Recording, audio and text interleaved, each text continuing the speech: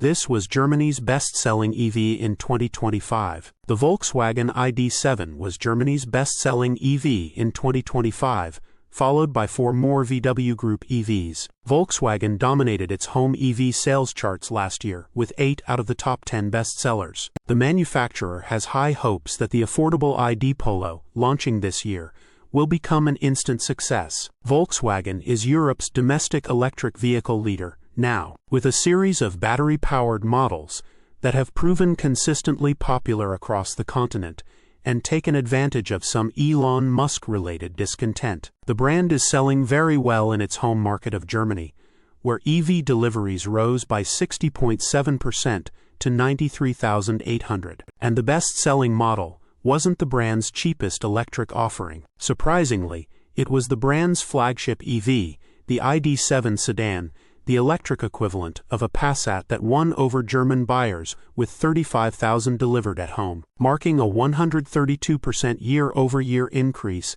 and outselling the brand's smaller and cheaper models. Ecomento reveals that the 5 best-selling EVs in Germany last year were made by the VW Group. The ID7 saw similar success across Europe, where EV sales surged in 2025 despite a continent-wide incentive pullback, selling 76,600 units and 133.9% more than in 2024. What makes its success somewhat surprising is that it's neither a crossover nor particularly affordable. In Germany, it starts at U20 AC 54,100 for the fastback and 54,900 for the long roof wagon. The base model has a single 286 horsepower motor driving the rear wheels and sprints to 62 miles per hour 100 km/h in 6.5 seconds. The dual-motor GTX starts at 63,265 and delivers 340 horsepower, reducing acceleration to 5.1 seconds and featuring a slightly larger battery with a usable capacity of 86 kilowatt-hours, up from 77 kilowatt-hours in the base model. The pick of the range is the mid-level Pro S model with a single motor and a large battery, which gives it a claimed WLTP range of 440 miles 708 kilometers, making it one of the continent's longest-range EVs. It is Germany and Europe's best-selling electric wagon too, although its popularity will likely be challenged by the arrival of the Zeekr 7 GT this summer, which offers more luxury for similar money.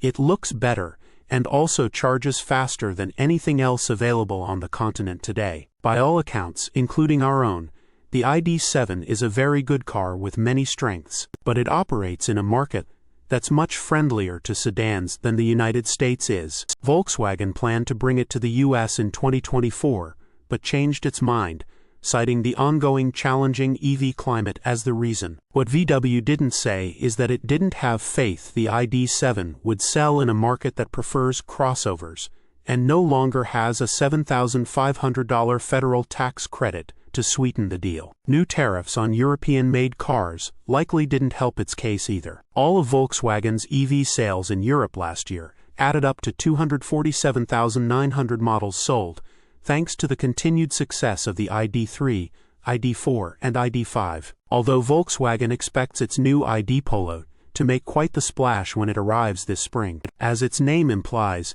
it is an electric Polo with a $25,000 price tag, but it also includes a lot of what VW has learned making EVs over the last decade, which especially shows inside, where it has more physical controls than any previous ID model. Europeans have shown interest in buying subcompact electric hatchbacks. The Renault 5 was Europe's third best-selling EV for much of last year, and VW wants to tap into that segment with the Polo EV. If that doesn't live up to the manufacturer's expectation, it's also launching a crossover equivalent of the model, which, just like the ID Polo, is moving away from the quirky design of previous ID cars, so it just looks like an electric T-Cross. More on this. A Volkswagen ID7 drove 585 miles on one charge. But there's a catch, not just buttons. Volkswagen's latest EV goes retro with a tape-deck Volkswagen ID Polo prototype drive. Volkswagen is back with this compact EV. Volkswagen